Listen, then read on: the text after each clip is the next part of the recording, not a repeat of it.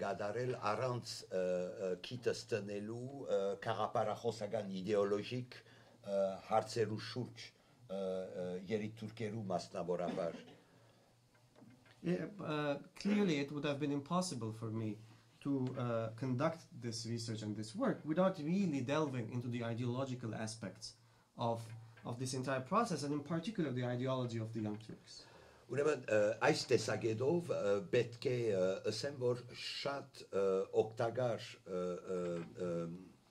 հետազոտություններ գարտացի, մեգումը գողմ է, որ շատ զանոթ չէ, բայց Princeton գտնվի, Մեղմեդ Շուքրու Հանիօղլու, որ բացարիք կորց մգադարած է, երիտուրքերու քաղաքապարախոսությունը ըմբռնելու համար, բանալիները գուդա, նույնիսկ եթե իր աշխատանքը քիչ թե շատ գավարդ է 1909-ին, շատ խոհեմ է. One of the work, the scholarly, the academic works that have had a considerable role in providing an understanding of the Young Turk ideology is Shukri Hanioğlu's, he's a professor at Princeton, Shukri Hanioğlu's work on the Young Turks. He has two volumes dealing with their ideology and the development of the Young Turk ideology. So he essentially provides the keys for their ideology, and therefore it was instrumental for my work. Շատ մանրամասություններու մեջ չմտնամ, բայց գրնանք այսպես ամփոփել,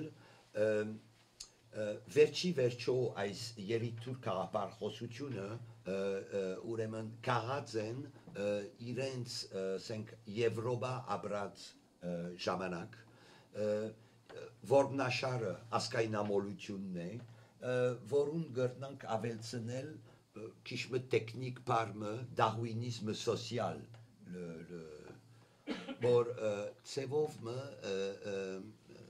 բնության օրենքն է, կամ ես քեզ պիտի ուդեմ, կամ դու ինձ պիտի ուդես, ամփոփելու համար, բայց այս նախնական օկեպանությունն էր, որ գիշխեր.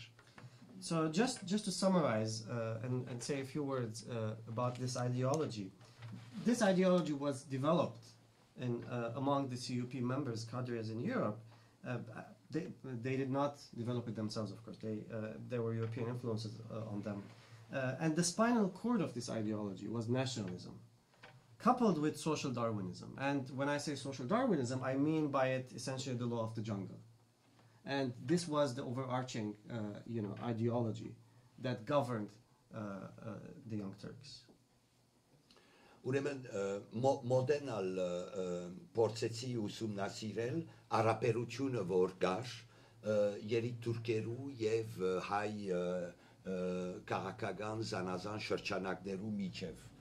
Երբեմն կան որ կանկադեցին այս ուսումնասիրության վրա, Էդազոդած եմ բավական նուրբ ծրարմը, որ գվերապերի ընչագյաններու ծրագիրին մերցնելու տալատը,ենվերը եւ այլն, այսինքն Կոստանձայի նշանավոր ժողովը այս ընչագյաններու, որը պետք է ուսումնասիրել այս բաները եւ հասկանալ, ուրեմն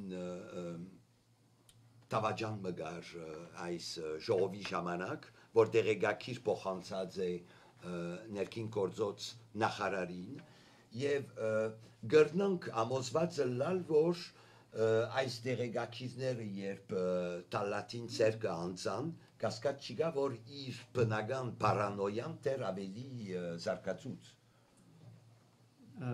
So I have also closely examined the relations of the CUP with the Armenian political circles. In this context, there were some more unhappy with this particular issue. In this context, a sensitive issue is the Hanchakians' project or plan to kill Talat and Enver, what is known famously as the Constanza meeting of the Hanchakians. And there was essentially an informant during that meeting which provided the report to the Minister of the Interior. And as you can imagine, the already paranoid Minister of Interior, Talat, his paranoia was even multiplied after the receipt of this particular report. օրինակի համար երիտուրք եւ դաշնակցական հարաբերության վերաբերյալ մասնավորապես օգտագործեցի գիլիգիո չարտերու ծրարը չապելու համար մինչև ուշ գերտար այս հարաբերությունը. For another example is the extent, to measure the extent of relationship, the depth of the relationship between the Committee of Union and Progress, the Young Turks, and the Armenian Revolutionary Federation, the ARF. I looked at a case study. I looked at the documents related to the Adana massacres, just to see how deep this relationship went and how, whether or not it was vulnerable after, the horrors of the Adana massacres.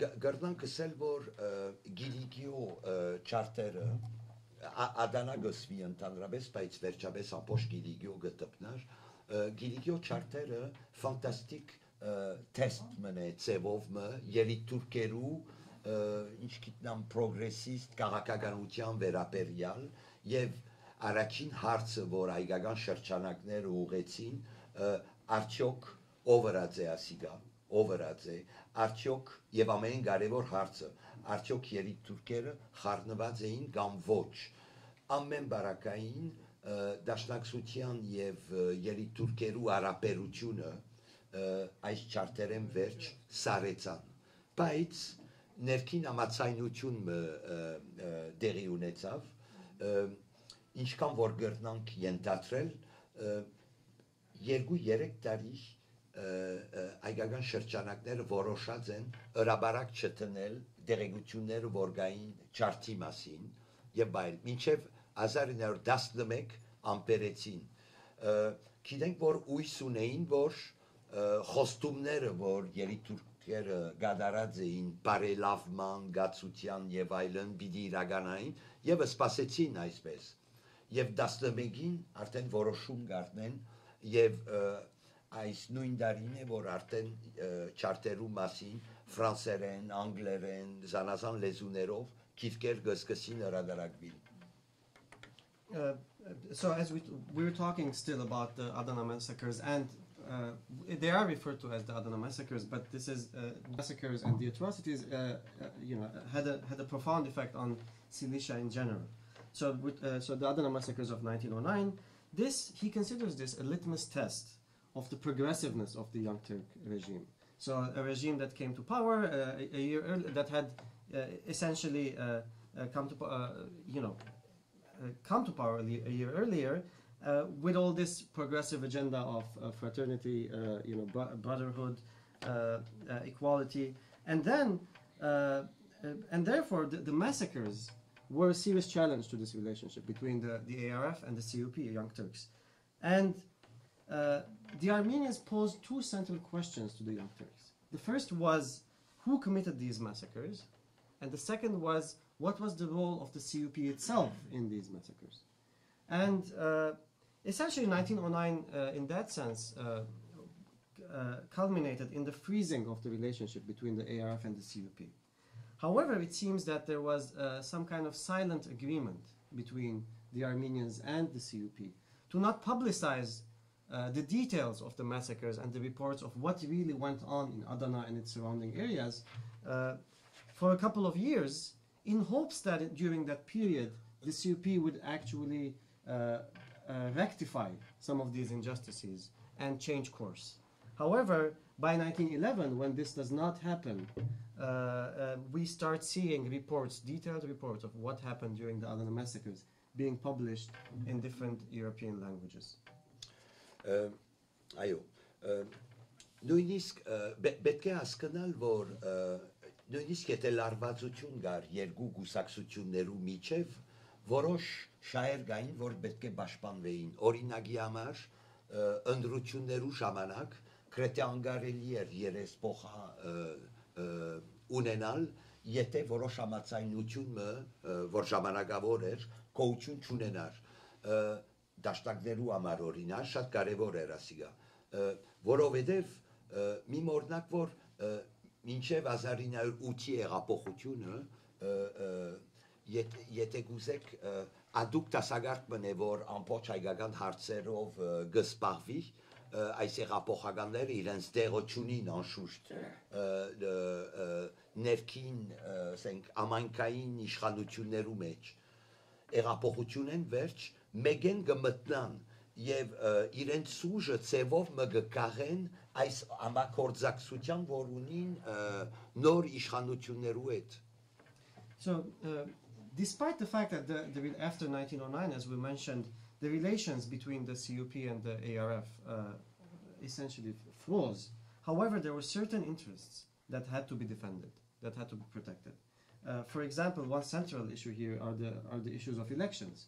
It was practically impossible for the Armenian Revolutionary Federation to have members elected from its own ranks to the Ottoman Parliament without the support of the CUP. And therefore, this was one dimension where it was important for the ARF to collaborate and cooperate with the CUP. And why was this important? Because for Armenian revolutionary groups and Armenian political groups, they did not have the kind of leading central role in running the communities before the 1908 revolution. And simply because it was the patriarchate and the other structures that were running the communities.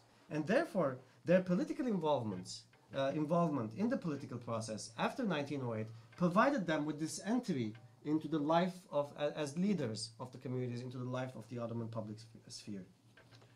Ուրեմն ասկացակ որ քիչ մխանոցը մտա եւ սկսա կերտել ասկնալու համար ինչ տեղի կունենար Բատմապանը տադախած չէ գործե որ ասկնալ բարձաբես ինչ են բաժարները ամփոփելու համար եւ վերջացնելու համար այս կետին վրան մի մորնակ որ լա երիկ թուրքերը լա եր գասնին իշխանության շատ արյունարփու Աբդուլհամիդի վերջ եւ թիդված են ամբողջ աշխարհի կողմէ մասնավորապես Եվրոպայի կողմէ իբրև պրոգրեսիվ շարժումներ որ Թուրքիան պիտի արդիացնեն. So as you can notice from the examples that I provided, I actually went into the kitchen and got my hands dirty. I'm not sure if those two expressions can go together that nicely, but but a historian is essentially not a judge. A historian is the historian is trying to do is uncover the facts and not pass judgment on them. One other point in conclusion that I'd like to make is that after the bloodthirsty Sultan Abdulhamid, when the Young Turks came to power, they were received as by Europeans and others as this progressive group of revolutionaries and visionaries who were going to change course for the course of the Ottoman Empire. Ուրեմն ասիկա առաջին բաժինն է եւ վերջին բաժինի մեջ ուրեմն էդաս ասենք ուշադրությունը կենտրոնացուցի ոչ թե հայկական հարցի վերաբերյալ որ բոլորովին ուրիշ նյութ է կամ Հայաստանի անկախությունը եւ այլն ասալ ուրիշ նյութ է կենտրոնացուցի բոլիսի մեջ մթնոլորտը ուրեմն այս տադերը որ դեղի ունենան երիտ թուրքերու եւ այլն հիմա շատ նշանավոր քիչ մրադարագած են տաները եւ Վահագն Դադարյան այս կապակցությամբ բայց ցերկիս դա գոուդեի ֆրանսական եւ անգլիական էդախոզական բաներու արխիվները որ շատ դակրական են քիչ միշտ խոանոցի ներքին խոանոցի մասին է դերեկակիրներ ոչրակորձերու մասին, ինչ կնեն քաղաքը, ինչպես կփորձեն երիկ թուրք շրջանակները, տելերը քաշել, ուրեմն ասոր վրա է որ աշխատեցա եւ այս կապակցությամբ մեծ բարդ կունիմ բանը Eric Zurkeri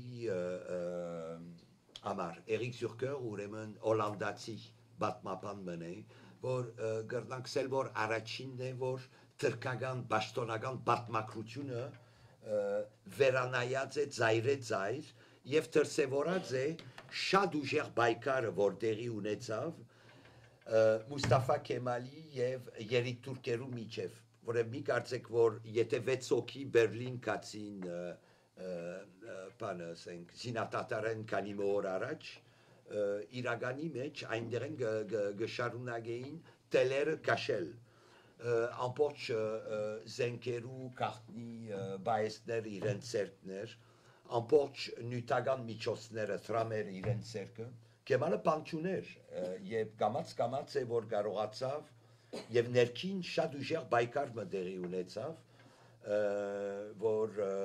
որ մեզի կհետաքրքրե որև այս կոնտեքստի մեջ է որ վերաբրողները կվերադառնան կփորձեն վերադառնալ իրենց դուները So the final pages of the book deal with the atmosphere in Istanbul after the Armenian Genocide.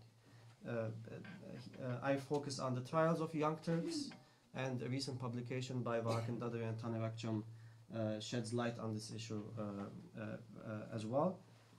What I had in my disposal was French and British archival material, essentially internal correspondence, dealing with of intelligence intelligence